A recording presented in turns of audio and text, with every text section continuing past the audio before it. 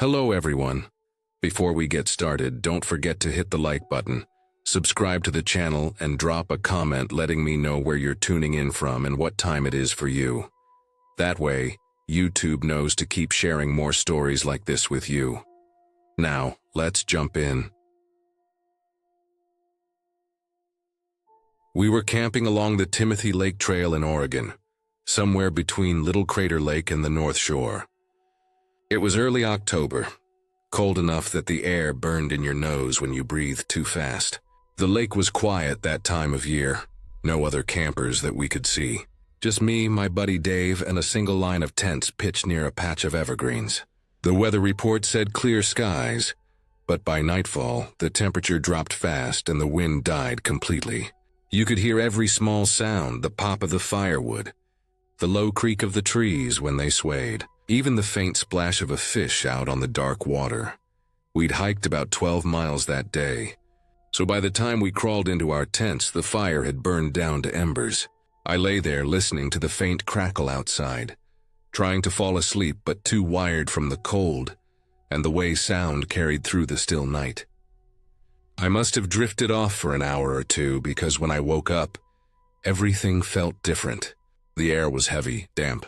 The temperature seemed to have dropped another 10 degrees. I unzipped the tent flap and saw nothing, just a white wall of fog pressed right up against the nylon. It was so thick it almost looked solid, like I could reach out and touch it. I crawled out slowly. My flashlight barely reached more than 10 feet before the beam vanished in the mist. Even the fire pit was just a vague orange glow. I stood there listening. The forest, usually full of small noises at night, was dead silent. No wind, no crickets, nothing. Then came a sound that snapped me awake completely.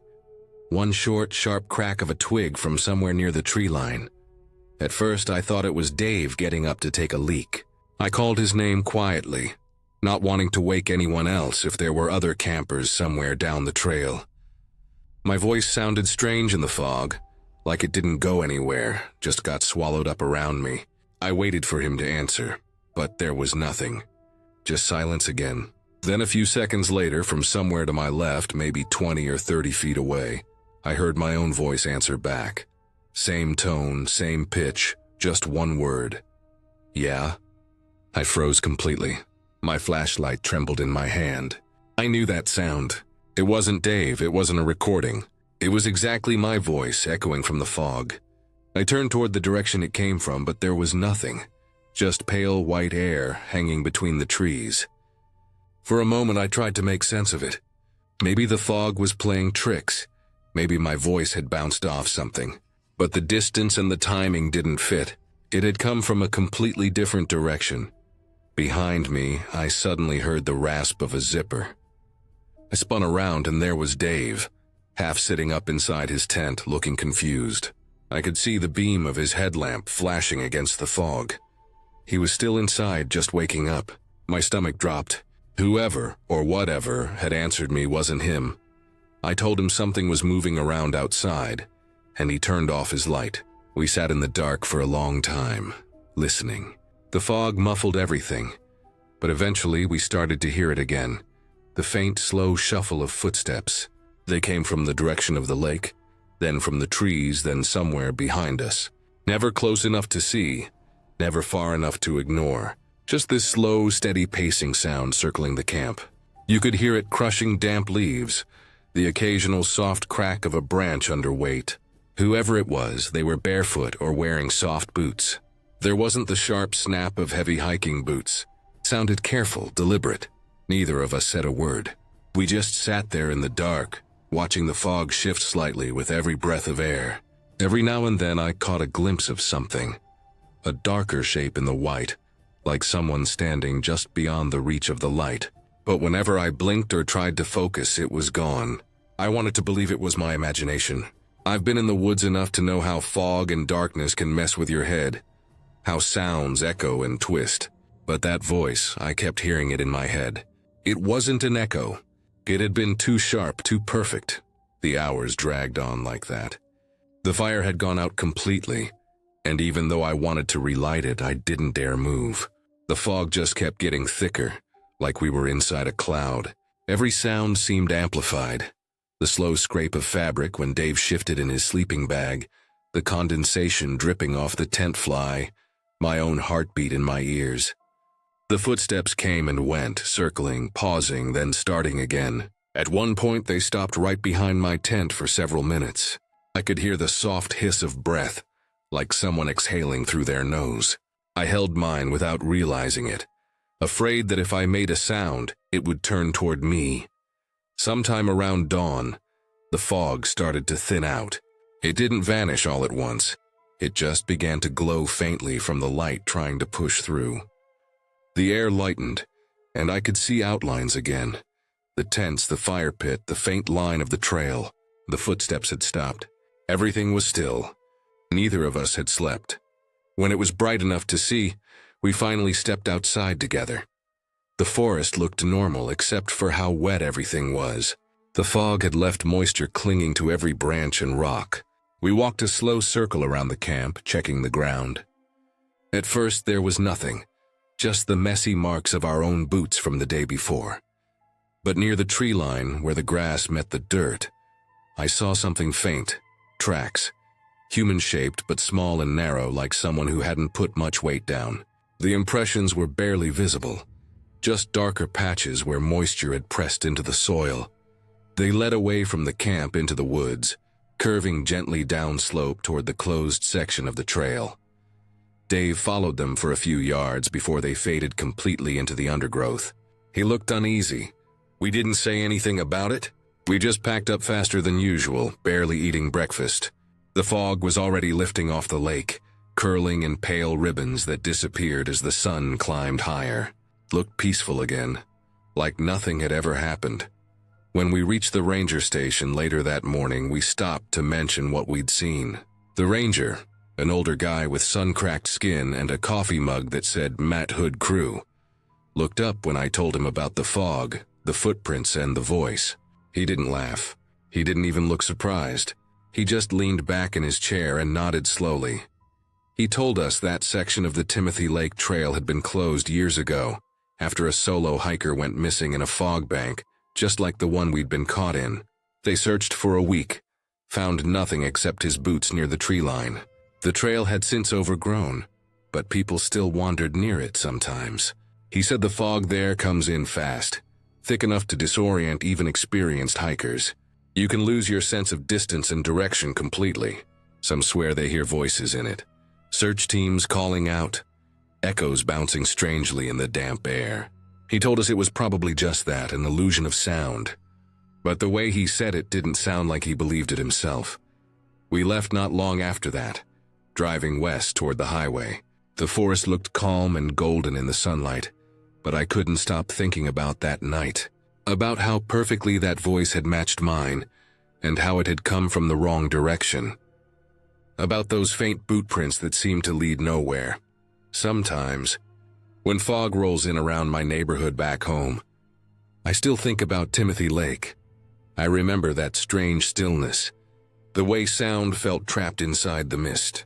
I tell myself it was just acoustics, that the forest was playing tricks on me. But I've been in the woods enough times to know what echoes sound like. And whatever answered me that night, it wasn't an echo. It was something standing out there in the fog, waiting for me to talk first.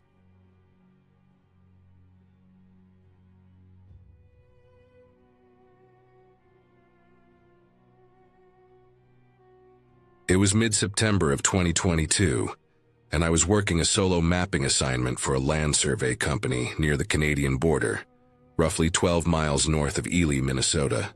The mornings out there always started the same way. A thin fog sitting low across the pine flats, the air damp and sharp enough that you could see your breath even after the sun had cleared the horizon. The forest roads were rough, washed out in places, rutted deep in others, and every mile felt slower than the last. I'd parked my truck off an old fire road and started hiking around 8 that morning, marking boundaries for a property line that was supposed to match an old government survey. The plan was simple enough. I had my topo maps, a compass, and a GPS unit that usually held up fine. But around noon, the screen froze. It flashed acquiring satellite for 10 minutes straight before dying completely. I tried swapping batteries, even checked the contacts for corrosion, but it was gone. Out there, with no signal and no landmarks except trees, you pay attention to small things: bearing, slope, light direction. I reoriented with my map, took a compass reading, and decided to keep pushing east until I hit the boundary creek that marked the edge of the survey zone. By mid-afternoon, the air had gone still and gray. I followed what looked like a forgotten dirt road, maybe old logging access. The tire ruts were deep but overgrown, ferns and moss creeping up from the center strip. It wasn't on any map I had, nothing recent anyway. Someone had brought heavy equipment in here once, maybe 20 years ago, and never came back. The ground felt soft, layers of pine needles muffling my steps. After another half hour, the road split into 3 directions. None were marked. The left fork climbed slightly uphill, dense spruce pressing in close. The right dipped into darker ground, too wet to be comfortable walking. I chose the middle. It looked the oldest, less defined, faint tracks almost erased by time. I followed it for maybe 20 minutes before it opened up into a clearing. The grass there was trampled and yellowed in patches, surrounded by aspen and birch. In the center was a ring of stones, the kind used for campfires, but scattered around it were bones. Not small ones either, a whole pile of them, whitened and cracked open. Deer mostly. I could tell from the shape of the legs and the broad skulls. Some had been split down the middle like someone had tried to get at the marrow. Others looked burned. I crouched to take a photo for my records, partly out of habit, partly out of unease. That was when I heard it, a truck door slamming somewhere off to my right. The sound bounced faintly between the trees, not close, but close enough that I froze. It was the kind of sound that didn't belong that deep in the woods. Then everything went quiet. No birds, no insects.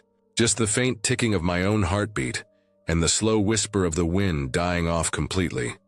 I eased backward, careful not to snap a twig, and slipped behind a fallen pine about 10 yards back from the clearing. From there I waited, half crouched, half lying against the trunk. A few minutes passed before I heard boots. 2 sets, slow and steady. They entered the clearing from the same direction the sound had come from. Both men wore faded camo jackets and work boots caked with mud. Each carried a rifle, old hunting models, bolt action.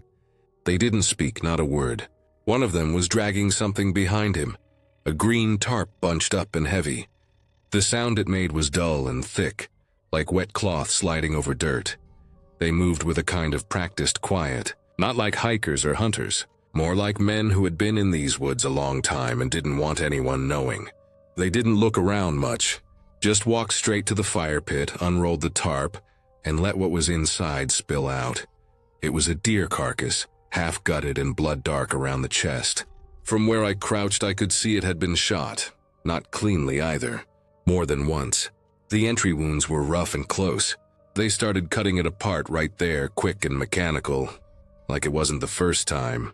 The smell of blood drifted faintly even to where I hid. They stayed maybe 10 minutes.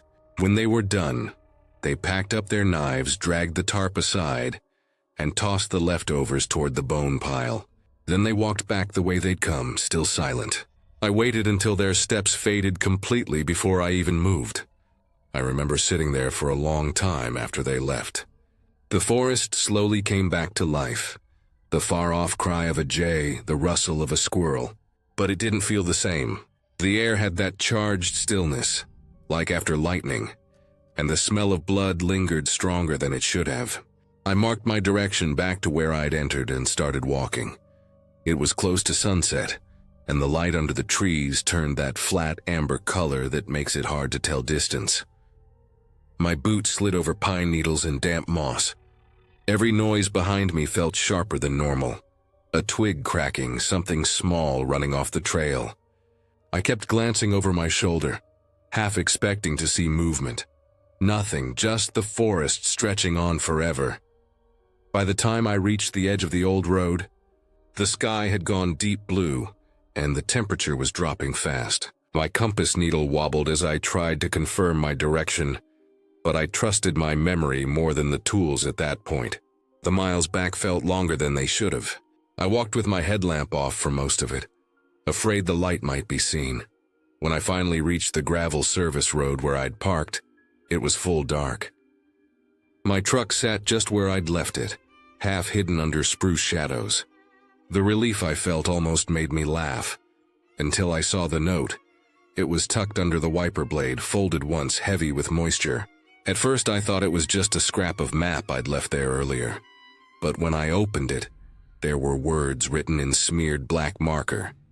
Don't come back past the line. No name, no signature. Just those 6 words and a few smudged fingerprints in dried mud. The prints were wide, rough, someone with thick hands. I looked around instinctively, scanning the tree line with my flashlight. Nothing but still darkness and a low fog hanging in the branches. But it felt like something was there, watching. I tossed the note into the cab, started the engine, and pulled out fast, tires kicking up gravel. For the first few miles, I kept checking the mirrors, half expecting headlights to appear behind me. None did. The forest swallowed the sound of the engine quick. When I finally hit the main road back toward Ely, I stopped at a pull-off just to breathe. My hands were shaking worse than I'd realized. I sat there a long time, engine idling, headlights pointed into the trees. Back at the ranger station the next morning, I told my supervisor my GPS had failed and that I couldn't finish the survey line. He didn't ask for details, just said we'd reassign the area later, but nobody ever did. That section of forest stayed blank on our map, a gap between coordinates. Sometimes I think about those men, the way they moved, the quiet, the note. Don't come back past the line. It wasn't a warning about property. It felt more like a rule, something they'd made for themselves out there beyond where maps meant anything. A few weeks later, when the season ended, I drove back down that same road once more, just to see. The entrance where I'd parked was gone. Trees felled across it, cut clean with a chainsaw. No tracks, no clearing, no sign there had ever been a road at all. I never went back north of Ely after that job. And when I update maps now, I leave that section blank, like it's supposed to be empty. 'Cause maybe it is. Some places aren't lost. They're just kept that way.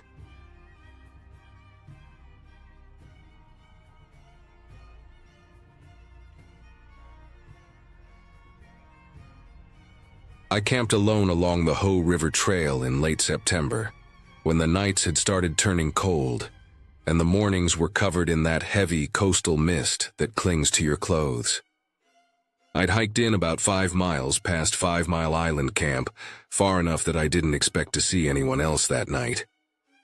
The air was thick with moisture, the kind that makes your tent walls sweat by morning, and the only sounds were the river and the slow drip of condensation from the trees.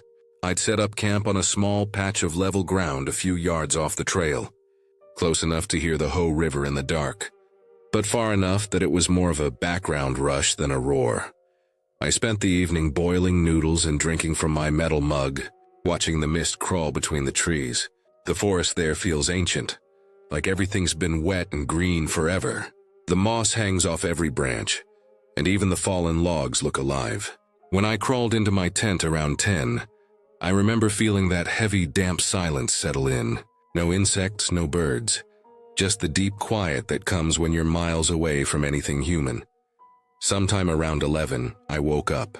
It wasn't to a sound, at least not at first, more like that sudden sense that something had changed. The air outside felt different, heavier somehow. Then I heard it, footsteps, slow, deliberate, not the quick patter of a raccoon or the skitter of something small. These were measured steps, soft but steady, pressing into the wet ground just outside my tent. For a few seconds, I tried to convince myself it was an animal, maybe a deer, but the pattern didn't fit.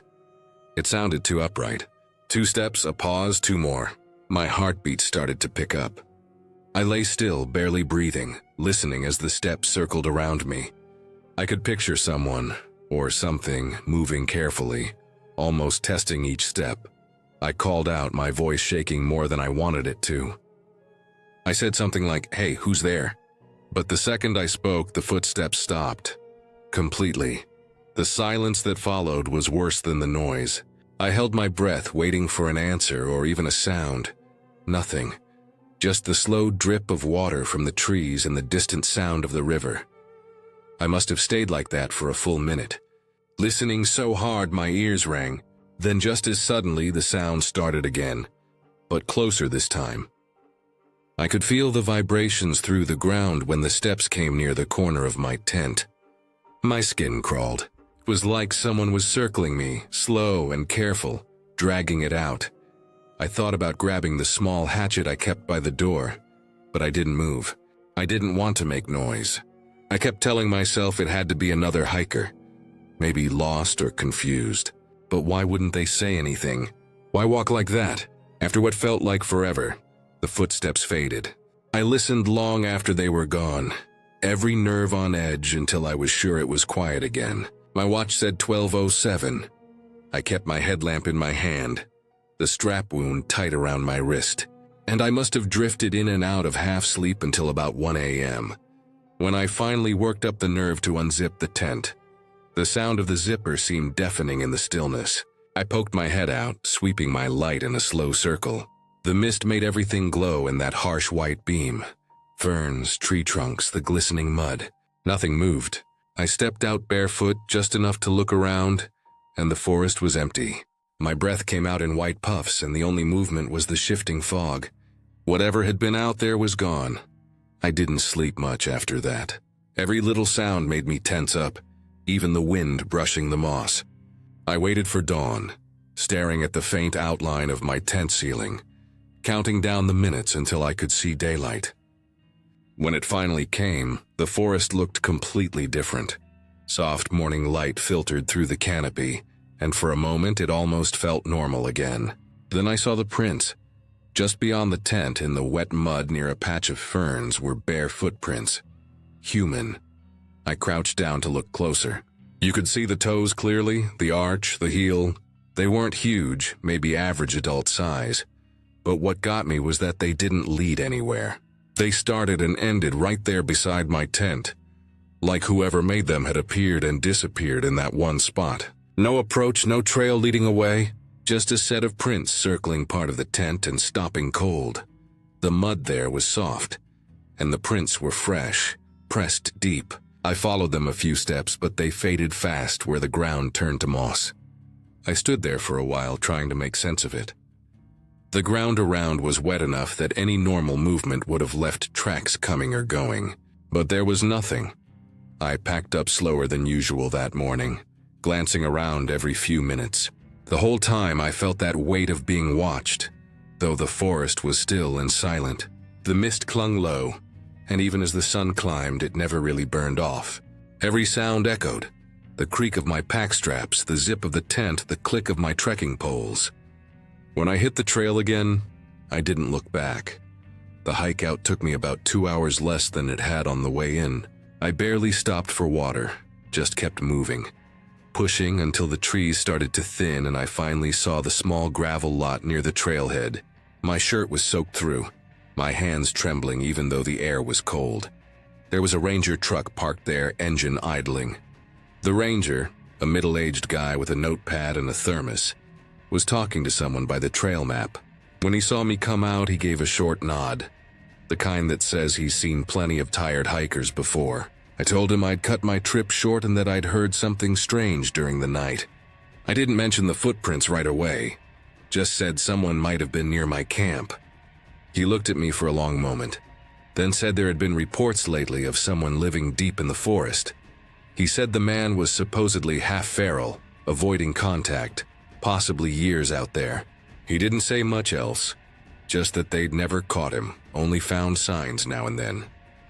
Camps torn down, food caches raided, fire rings that looked fresh but with no one around. I remember nodding, not saying anything back, and glancing toward the trail I'd just come from. It was quiet, the kind of quiet that hides things. I could see the mist still hanging low where the forest swallowed the path again. I dumped my pack into the back seat and sat there for a long minute before starting the car. I thought about those bare footprints, the slow, careful pacing in the dark, and the way they had begun and ended right beside where I'd slept. There was something about that detail I couldn't shake. It meant he'd stopped there, just standing, close enough to hear me breathing. Maybe watching the tent for a long time, maybe deciding whether to do something else. When I finally pulled out of the lot, I glanced in the mirror and watched the tree line shrink behind me until it was gone. I didn't look back again. I haven't been back to the Hoh River Trail since. Even now, years later, I still think about that night sometimes. The sound of slow, deliberate steps in the dark, circling me like I was the only thing alive for miles. And I wonder if he's still out there, walking those trails barefoot in the mist, waiting for another tent light to appear between the trees.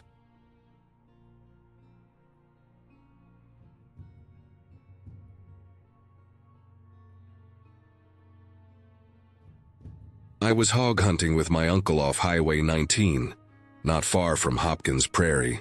It was late fall, one of those muggy evenings where the air feels thick even when the sun starts to dip. The kind of Florida dusk that makes the woods come alive. Crickets chirping, frogs calling from somewhere deep in the palmettos, and the faint hum of mosquitoes around your ears. We'd parked the truck on a sand road that branched off from the highway, not much more than 2 tire tracks cutting through sawgrass and scrub pine. My uncle took the dogs one way, and I looped around the other side of a low ridge, figuring I'd circle back after a while. I carried my .308 in a small backpack with a flashlight, knife, and a bottle of water. The light through the trees was golden at first, slanting through the scrub oak and longleaf pines, but it faded fast. By the time I realized I'd lost sight of my uncle, the light was already turning gray. The woods there are strange, flat and endless, but somehow claustrophobic. The palmettos are shoulder high, the pine trunks all look the same, and the sand muffles your footsteps until it feels like you're walking in a dream. I figured I'd just head back toward where I thought the truck was, but every direction looked identical. No tracks, no landmarks, just brush and trees. I stopped and listened for the dogs, or my uncle's whistle, but the woods were dead quiet now. Even the insects seemed to have gone still. The air had that heavy, still feeling that settles in before nightfall, when the temperature drops just a little but the humidity hangs around your face. After about 20 minutes of wandering, I started noticing a smell. It was faint at first, wet, metallic, something sour underneath it. I thought maybe one of the dogs had dragged down a hog somewhere close. As I moved deeper between the trees, the smell grew stronger. It reminded me of swamp water mixed with blood and something rotten, like a bait bucket left in the sun too long. The wind wasn't blowing, but it was strong enough to lead me somewhere. I followed it through a patch of low palmetto that scratched at my jeans, ducking under a limb that had fallen across the trail. The ground got softer the farther I went, the sand giving way to black mud in spots. That smell just kept growing sharper until it was thick enough to taste. It coated the back of my throat, made me want to gag. I remember stepping on something that crunched, not a branch, something hollow. I looked down and saw a rib bone half buried in the sand. It was old, grayish-white, and picked clean. That's when I saw the pit. At first, I thought it was a water hole, just a shallow depression in the ground maybe 10 feet across. But when I got closer, I saw the edges were lined with black plastic, like the kind used for ponds or gardens. The plastic was torn in a few places, and the pit wasn't filled with water. It was filled with carcasses. Dozens of them, some half buried under others, some fresh enough to still look wet. Most were hogs, wild ones by the look of their tusks and size. But not all of them were skinned. A few were stripped down to bone. The smell hit me like a wall once I was close enough to see. Flies buzzed in thick clouds, and there were drag marks in the sand leading into the pit. Dark lines where something heavy had been pulled. My stomach turned over. I took a step back, then another. My boots sank into the soft ground, and I nearly lost my balance. I remember wiping my nose with my sleeve because the stink burned my sinuses. Whoever had done this hadn't just dumped them. They'd been cutting them up. There were chunks of meat, pieces of hide, and a few rusted tools tossed nearby. A shovel, a plastic bucket, a saw with dark stains along the teeth.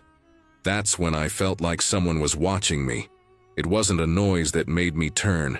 It was that feeling that crawls up your neck, like static. I froze and looked across the clearing, and that's when I saw him. He was standing just beyond the tree line, partly hidden by palmettos. He wasn't close enough for me to see his face clearly, but I could see his outline, the way he was holding something in his hand, a machete.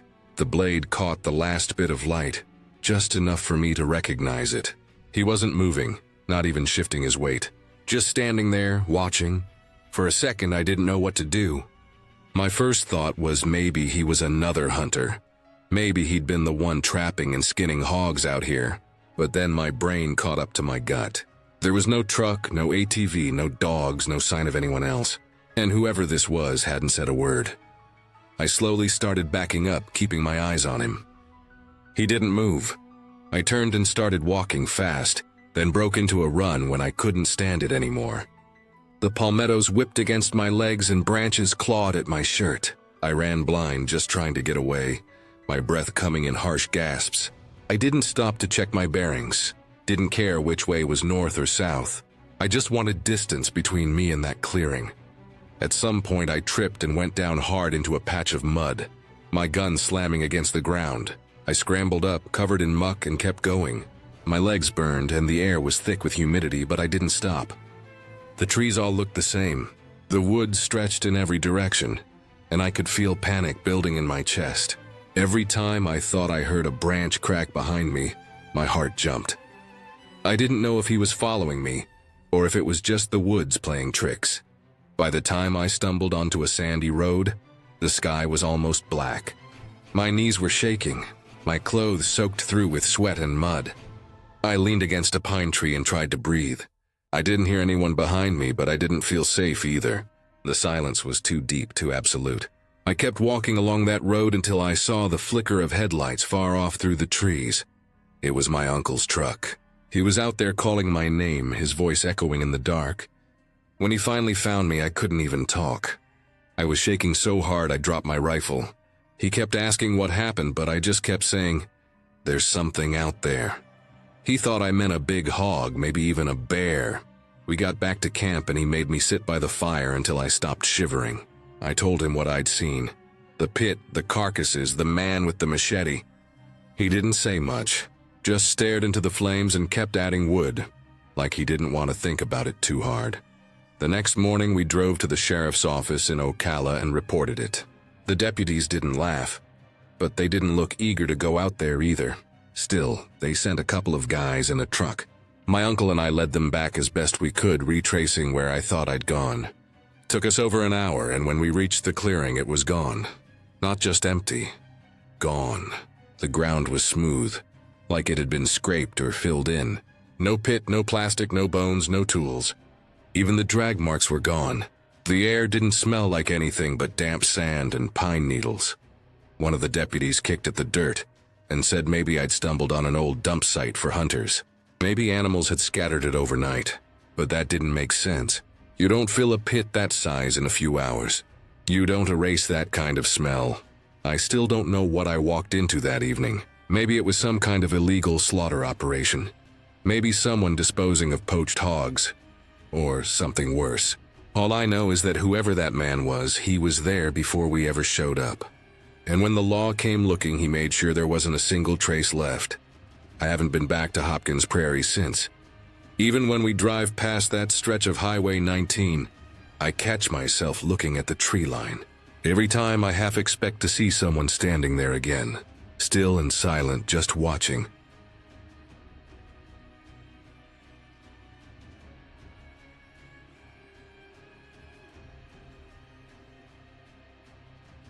I hiked into Monongahela National Forest in late September of 2021, a few days after a long stretch of rain. The Allegheny Trail was muddy and slick in spots, especially where the leaves had begun to fall and blanket the ground in a slick, wet layer. My plan was to spend 3 nights near Crosscut Ridge, a section I'd wanted to see for years, but had always skipped because it was too remote for a short weekend trip. It wasn't an official campsite, just a small flat area near an old fire road where the forest opened enough for a tent. I'd read that there was an abandoned fire tower up on the ridge, half collapsed but still climbable if you were careful. The air smelled heavy and earthy, like soaked bark and moss. The trail had that quiet, closed-in feel, just the faint drip of water falling from leaves, the occasional flicker of a bird's wing. I didn't see another person the entire day, which was fine by me. I liked that kind of isolation. Around mid-afternoon, I reached the ridge. The fire tower was exactly as I'd imagined. Old, gray, missing half the steps and leaning slightly like a rusted skeleton. The metal groaned when I touched it. The wind up there was stronger, carrying the scent of wet pine and distant smoke from campfires miles away. I dropped my pack under a cluster of spruce trees and set up camp before climbing the tower. It wasn't tall, maybe 40 feet, but from the top I could see a long stretch of valley and ridges rolling away into the blue haze. I stayed still for a while, breathing in the cool air until something in the distance caught my eye. It was a thin column of smoke, pale gray against the darker forest. It wasn't thick like a wildfire, just a small line rising steadily from deep in the valley below. There were no visible roads, no cabins, no trails leading that way. I took out my map trying to trace where it could be, but the area was mostly blank. A stretch of old logging land that hadn't been used in decades. I figured maybe a hunter or trapper had set up camp down there. Still, it unsettled me how isolated it looked. When the sun started dropping, I climbed back down and made a small fire of my own. The woods were quiet, only the occasional sound of a woodpecker far off or a squirrel darting through the undergrowth. Around dusk, the temperature dropped fast. The firelight flickered over the trees, and the tower's shadow stretched across the clearing like the ribs of a dead thing. After eating, I lay in my tent listening to the sounds of the forest settle for the night. The ridge had that kind of stillness where every sound feels too close. Branches popping, the faint rustle of something stepping on wet leaves. Around midnight, I heard what sounded like splashing or movement down by the creek, maybe 100 yards away. I thought it might be a deer coming for water, but then I heard something else. Metal scraping against rock, a long dragging sound, slow and deliberate. Then again, it didn't fit any animal I could think of. I unzipped the tent just enough to see outside. The moonlight was dim through the trees, and I couldn't see the creek from where I was, only the vague motion of branches moving in the breeze. I listened for a long time. The scraping stopped, then started again, shorter this time, then silence. I told myself it was probably an animal dragging something metallic, a pan, a piece of scrap, something left by hunters or campers. I tried to believe that, but my heart wouldn't slow down for a long time. Eventually, I fell asleep. When I woke, it was just after dawn, fog rolling low through the trees. The air felt colder than the night before, and everything was wet again from the dew. I walked down to the creek to refill my water filter, still thinking about the sound I'd heard. The ground near the bank was churned up, dark and fresh-looking. At first, I thought it was from an animal digging. There were some shallow spots and scattered stones, but then I saw the shape of it. It looked too even, like someone had used a shovel. The soil was soft and turned over in a straight, narrow line about 6 feet long. The edges were sharp. Nearby were 2 clear boot prints, both deep enough to show the tread pattern. I crouched and pressed my hand into one. The size was close to mine, maybe a little bigger. I don't know why, but something about it made me feel sick. It didn't look like someone just burying trash or setting up a fire pit. It looked like a grave. I didn't stay to test that theory. I went back to camp fast, packed everything, and left the ridge by late morning, taking the southern route that looped back toward the trailhead near Blackwater Falls. I didn't eat until I was halfway down, and even then, I barely touched the food. The whole way out, I kept glancing back, half expecting to see someone following through the trees. When I finally reached my car, it was close to evening. I sat there for a long time before starting the engine, trying to decide if I should report what I'd seen. It wasn't really my business, and I didn't know how to explain it without sounding paranoid. I found some dirt that looks like someone dug something. I convinced myself it was probably just a hunter burying scraps, or someone hiding stolen gear. Still, it bothered me enough that I didn't sleep well for a few nights after getting home. A week later, I saw a short local article online. Remains found near old logging Route 14, the headline read. The story was brief, just a few sentences, about hikers discovering human remains near an unmarked creek bed not far from Crosscut Ridge. Authorities believed it was related to a missing person case from the 1980s. The location described matched almost exactly where I'd camped, right near the stream where I'd filled my bottle. Reading that, my stomach dropped. I knew immediately it had to be the same spot. They mentioned the soil looked recently disturbed, which meant whoever had buried those remains, or reburied them, had done it within the last few weeks. I sat staring at the article for a long time, replaying the sound I'd heard that night, the metal scraping, slow and deliberate. It hadn't been an animal. Someone had been down there in the dark, digging. I kept thinking about the boot prints, the size, the direction they faced. They'd been pointing toward the ridge, toward where I'd been sleeping. Maybe whoever it was saw my campfire from below. Maybe they waited until I turned in, then went back to finish whatever they were doing. I still hike, but I've never gone back to Monongahela. Sometimes I think about that thin smoke I saw from the tower, rising from a place with no road leading to it. I wonder if that was the same person, burning something before coming up to the creek. Maybe old clothes, maybe something worse. Every time I'm alone in the woods now, I can't help but listen for that sound. The slow, steady scrape of metal on stone, somewhere just out of sight, carried on the air between the trees.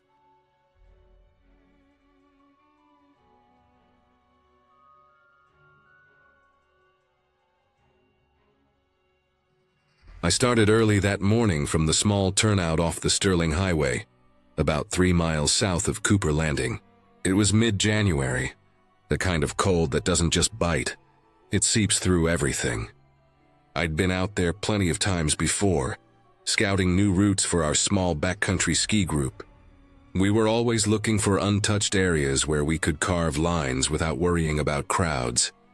That morning the snow was firm, the air still, and the light flat enough that everything, trees, hills, sky, blended into shades of gray. I was moving slow but steady, using my snowshoes to climb through a patch of black spruce and into a wide meadow I'd marked on my GPS earlier that week. Around 4 p.m., I noticed the weather shifting. It started subtle, a faint change in the air pressure, then clouds began rolling in from the west, thick and low. The light dimmed quickly, the sky flattening into a dull silver sheet that erased the sun completely. I stopped to pull out my map and check my bearings, just to make sure I was still on track toward the ridge I wanted to mark for our next trip. That's when I heard it, what sounded like a snowmobile engine, faint and distant. It was strange because I hadn't seen any other tracks all day. The sound came from somewhere down the slope, muffled by the trees and snow, but it was unmistakable. I figured maybe someone from one of the nearby cabins was out checking trap lines or hauling firewood. The hum grew louder for a few seconds, steady and mechanical. Then it faded until it stopped completely. Just silence again. The forest felt heavier after that. I waited a minute or two, thinking maybe whoever it was had turned off their machine nearby. I kept walking, heading in the general direction the sound had come from. Visibility was getting worse by the minute, snow starting to fall in small, dry flakes that made it hard to see past 30 or 40 yards. I moved carefully, following a faint downward slope until I saw something ahead. Tracks. They were fresh. Boot prints deep and clean, next to a pair of sled grooves cutting through the snow. I crouched and touched one of the prints. It hadn't even started frosting over yet. Someone had been here maybe 5-10 minutes ago. The tracks came in from the west, from a thicker patch of forest, but there were no tracks leading out. Just one set of boots and the sled marks heading straight ahead. Something about that bothered me. I looked around, half expecting to see someone through the trees, but there was nothing. Just the sound of the wind building up again, faint and restless. I followed the tracks, figuring maybe I'd find whoever it was and make sure they were okay. The temperature had dropped fast, and if a machine had broken down, being stuck out here this close to evening would be dangerous. The trail wound downhill through the trees for another 100 yards before it opened into a clearing. That's when I saw it. The snowmobile parked at the edge of a small frozen pond. Its headlight was still on, casting a yellow beam across the ice. The engine was idling, a low, steady rumble that sounded out of place in the stillness. I approached slowly, snow crunching under my shoes. No one was in sight. The machine was a newer model, Arctic Cat, maybe a few years old, loaded with a small red sled hitched to the back. Inside the sled was a coiled rope, a shovel, and a few pieces of cut firewood. Nothing looked disturbed. I glanced around again, scanning the edges of the pond, the trees beyond. But the world had gone completely quiet. Even the wind had died. I called out once, just a short, "Hey!" but my voice didn't carry far. Nothing answered. I stepped closer to the sled and reached over to switch off the ignition. The sudden silence after the engine died was sharp and hollow, like the air itself was listening. That's when I noticed the snow behind the sled, disturbed, marked by a strange set of drag lines. It looked like something heavy had been pulled from the back of the sled toward the ice. Two parallel grooves, about shoulder-width apart, cut deep into the snow. I followed them with my eyes as they stretched a few yards across the ground and stopped right at a hole in the ice. The hole wasn't big, maybe 2 or 3 feet across, but the edges were clean and dark, as if it had been hacked or broken open recently. Around it, the ice was thin and slushy, with spiderweb cracks reaching outward. I crouched a few feet away, staring at the water below. It wasn't just open water. It was moving. At first, I thought it was the current beneath the surface, but then I saw it. Something shifting just under the ice, slow and sinuous, like fabric drifting. It wasn't a fish. It was too big, too oddly shaped. My first thought was that maybe the snowmobiler had fallen through, but there was no sign of anyone. No jacket, no glove, no backpack floating. Just that strange, faint motion below the surface. I don't know why, but I suddenly felt the hair rise on my neck. The whole place felt wrong, unnaturally still, like the woods were waiting for something. I backed away a few steps and looked around again, hoping maybe I'd missed some sign of footprints leading away, but there weren't any. Just the one set that came in, the sled marks and the drag lines that stopped dead at the ice hole. I took out my phone, but the battery was already low, drained fast from the cold. I got a faint signal bar but couldn't load any maps or call out. The snow was starting to pick up again, flakes falling heavier now, and I realized how late it had gotten. The gray light was fading into blue, the kind that means you have maybe half an hour before it's too dark to move safely through the forest. I took one last look at the sled and the hole. The machine was still warm when I'd shut it off, which meant whoever had been riding it couldn't have been gone more than a few minutes. But there was nowhere for them to go. The trees around the clearing were untouched. No footprints, no broken branches, no signs of someone climbing out of the pond. I stepped closer again, just enough to see through the hole more clearly. The movement under the ice was still there, slow, aimless, drifting in and out of sight. Then it stopped. For maybe 3 seconds, the water went completely still, the ice almost clear enough to see something pale below it. But I didn't stay long enough to find out what it was. A sound came then. Not from the ice, but from the trees behind me. A short, sharp crack like a branch snapping under weight. Turned fast, scanning the shadows, but nothing moved. My breath came out in clouds, and I realized I was standing in open ground with the light almost gone. The cold was sharper now, biting at my fingers even through my gloves. I decided I'd seen enough. I started back up the trail, following my own tracks through the deepening snow. Every sound felt amplified. The squeak of my snowshoes, the faint hiss of the wind weaving through the spruce. I didn't look back again. By the time I reached the ridge, the storm had moved fully in, visibility down to almost nothing. When I finally made it back to my truck, it was nearly 6 p.m. The world was white and quiet, no lights, no engines, nothing. I sat there for a few minutes, heater running, trying to get my hands warm enough to grip the steering wheel. I kept thinking about that snowmobile, the clean drag lines and the hole in the ice. The next morning, I called the state troopers out of Seward and told them what I'd found. They said they'd send someone to check, but later that week when I followed up, they told me they hadn't found anything. No snowmobile, no sled, no hole in the ice. Just smooth, unbroken snow and a frozen pond. I didn't go back there after that. I marked that route off the map completely. Out there, once the snow starts falling again, the land erases everything, the tracks, the machines, even people. All it takes is one storm and the woods are clean again, like nothing ever happened.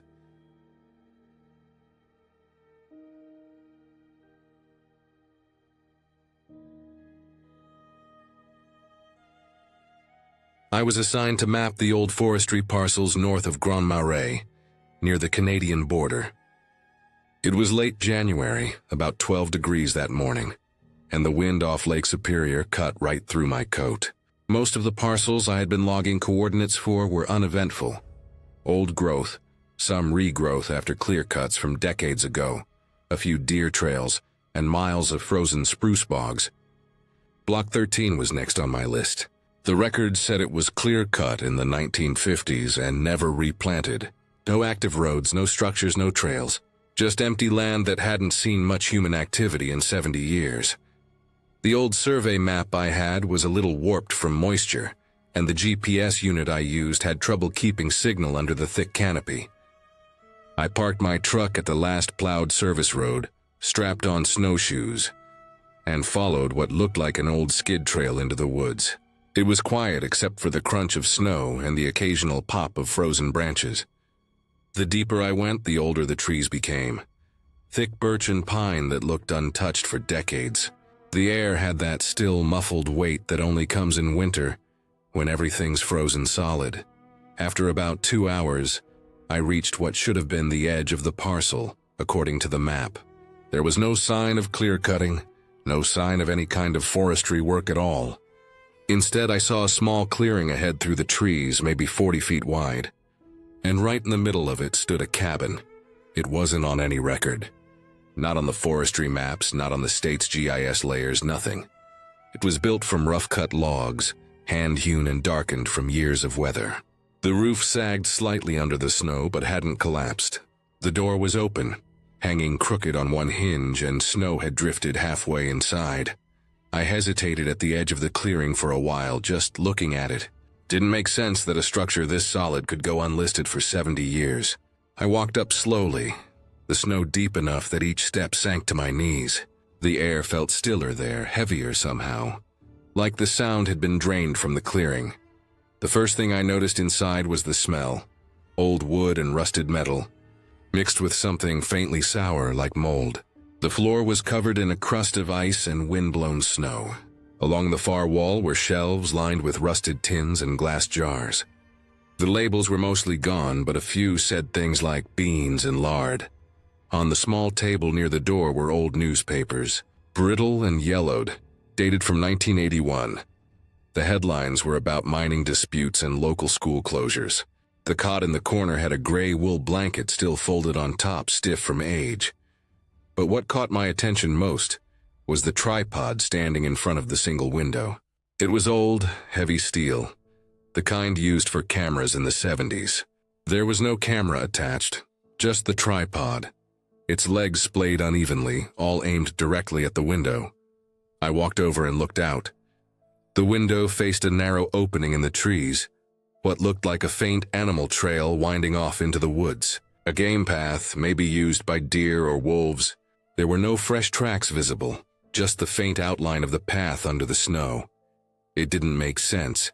Why set up a camera there? And why leave everything else behind? Before leaving, I walked once around the cabin. The construction looked hand-done but skilled. No signs of nails, mostly wooden pegs. Behind it was a collapsed lean-to and an old metal drum half buried in snow. I was about to head back toward the truck when something on the inside wall caught my eye. A strip of old masking tape, brittle and yellow, was stuck to the log near the cot. There was faded writing in black marker. It said, "Don't look at the window after dark." That stopped me for a moment. The tape was so old it had started to curl at the edges, but the words were still clear.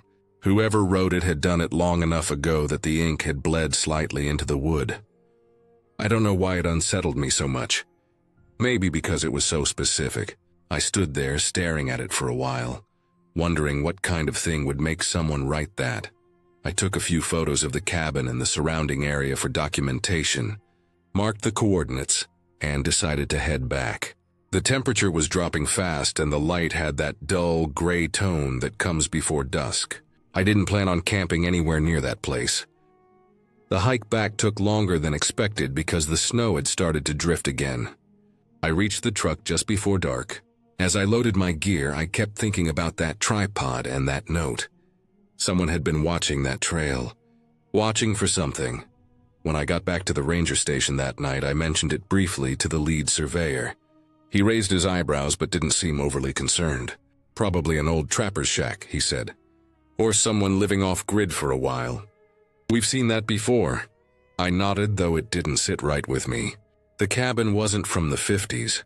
It looked like someone had been using it much more recently than that. Those newspapers from 1981 weren't ancient history. 2 days later, I went back with the team to get better readings and check the structure officially. The hike in was easier with a few extra people and our tracks from before. But when we reached the clearing, the cabin was gone. Not collapsed or hidden by snow, gone. What remained was a blackened pit, still dusted with fresh ash. The snow around the clearing was melted in patches, revealing the soil underneath. The smell hit us first. Burned wood, metal, and something else sharp like burned plastic. We stood there quietly for a while, none of us talking. The fire looked recent, maybe within a day.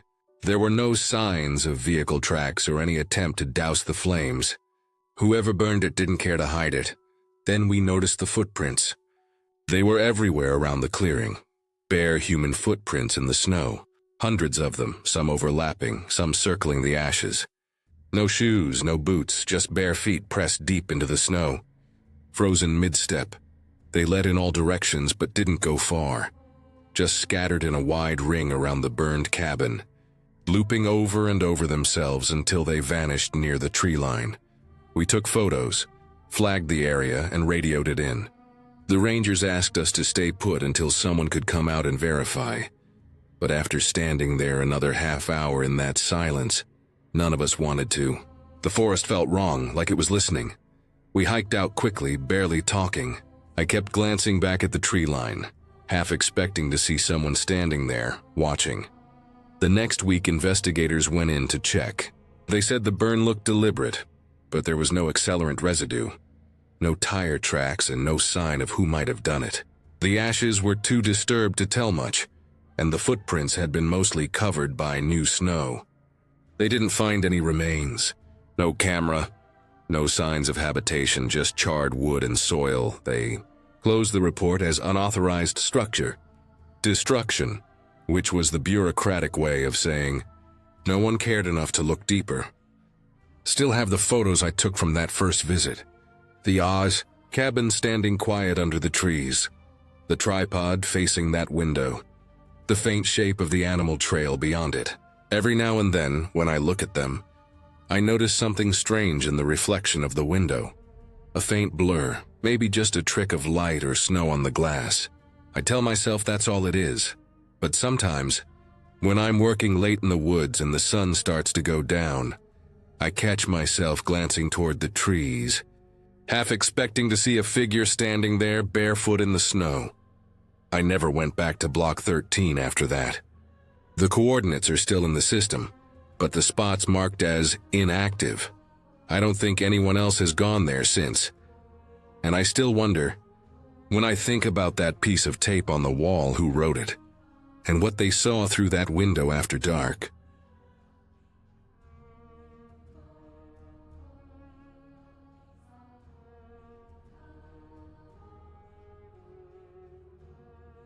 I was elk scouting near Pactola Reservoir in late October of 2017. A cold gray morning when the forest still held on to the last bits of fall color. I had parked my truck on a Forest Service road off Highway 385 and followed an old game trail about 2 miles in. It was quiet. No wind, no birds, just the sound of my boots crunching through patches of frost. The sun hadn't come up yet, but there was enough light leaking over the hills to see the outlines of the pines. I was alone, moving slow, scanning for signs of elk. Tracks, scat, rubbed bark. The air smelled damp. a mix of pine sap and the faint sweetness of decaying leaves. About 45 minutes in, I saw an orange glow ahead through the trees. It was steady, not flickering like a campfire, and low to the ground. My first thought was that someone had camped illegally out there, maybe another hunter or some drifter. It wasn't unusual for people to set up wherever they wanted that time of year, even though the rules were strict about it. But something about the color of the light didn't look right. It wasn't yellow like a normal lantern. It was deep orange, almost amber, like the glow from an old sodium streetlight. I moved closer, careful not to make much noise. The forest floor was thick with needles, and my breath came out in short, white bursts. When I got within maybe 50 yards, I could see a small clearing between the trees. Flat, circular, no brush in the center. Right there, in the middle of it, was a single green tent. It looked new, maybe a two-person backpacking type, with its rainfly pulled tight and a small lantern sitting just outside the entrance. That was the source of the glow. I stopped at the edge of the clearing, staying half hidden behind a pine. Something about it felt off. There was no sound, no footsteps, no talking, no clatter of cookware. Just the faint hum of the lantern. The tent was zipped shut and there was no sign of anyone around. But it looked lived in. There was a sleeping bag inside, half unrolled. A mess kit with a plate and a fork sitting on a flat rock. A can of beans open but only half eaten, spoon still stuck in it. And on a log near the tent, there was a paperback book lying open, face down like someone had just set it there and planned to come back in a minute. The weirdest part was how normal everything looked. Not dirty, not scattered, just frozen mid-use like whoever had been there had stepped away for a second. I thought maybe they'd gone to collect firewood or relieve themselves, so I called out once, just a quick, "Hey there," but the sound didn't carry far. The woods swallowed it. Nothing moved. Then I caught a smell, faint but sharp. Diesel fuel? It didn't fit.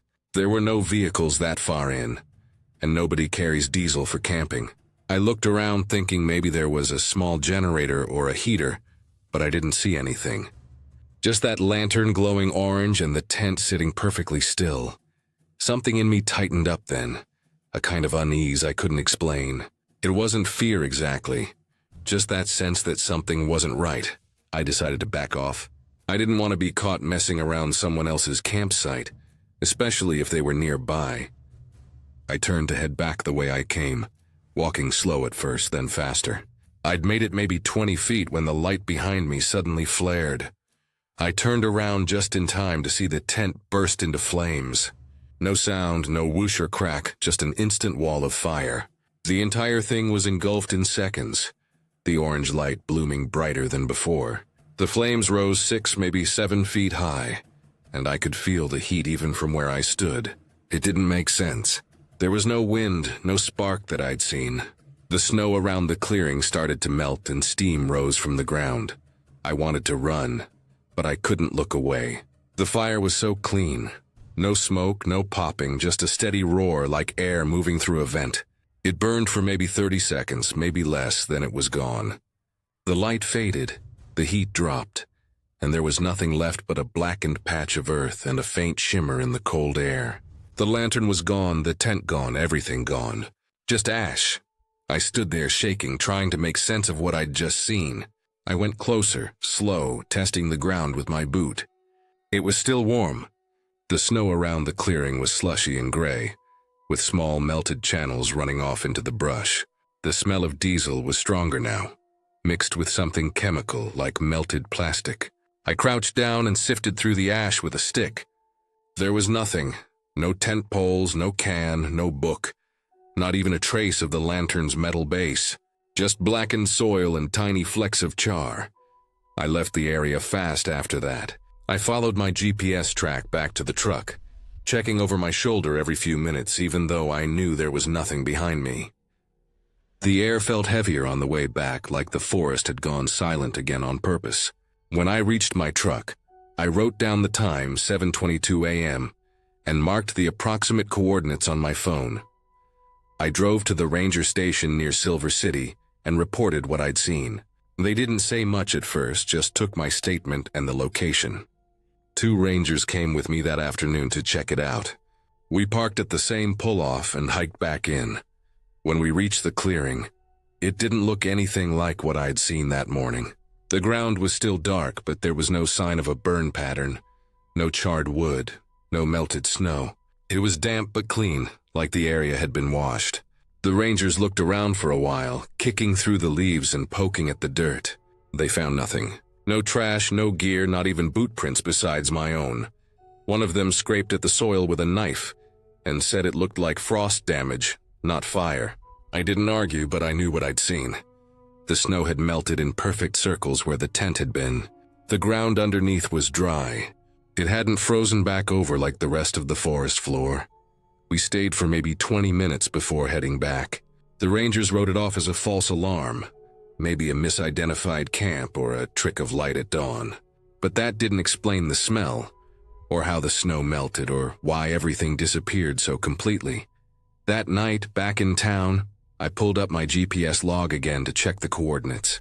The file was there, time-stamped and saved, but the marked waypoint for the clearing was gone. Blank, like I'd never entered it. I tried zooming in on the map, but the area was just a solid green patch of forest with no trails or roads marked at all. I didn't go back to that spot. I finished my scouting trip on the east side of the reservoir and stayed on mapped trails after that. For the rest of that week, though, every time I woke up before dawn, I kept thinking about that orange glow through the trees, the way it had burned steady, not flickering like it was waiting for something to happen. Months later, when the snow melted for good, I called the ranger office to ask if they'd ever found anything out there, any sign of a burned camp, missing hiker, anything. They said no. They'd checked that section again during spring maintenance and found nothing unusual. I've been back to the Black Hills a few times since then, always staying near established campsites, never venturing too far off trail before daylight. And every once in a while, in the gray hour before sunrise, when the mist starts to lift and the trees are just black silhouettes, I think I see that same orange glow far off between the pines, steady, low, and waiting. I don't go toward it anymore, just keep walking the other way until it fades and the forest goes quiet again.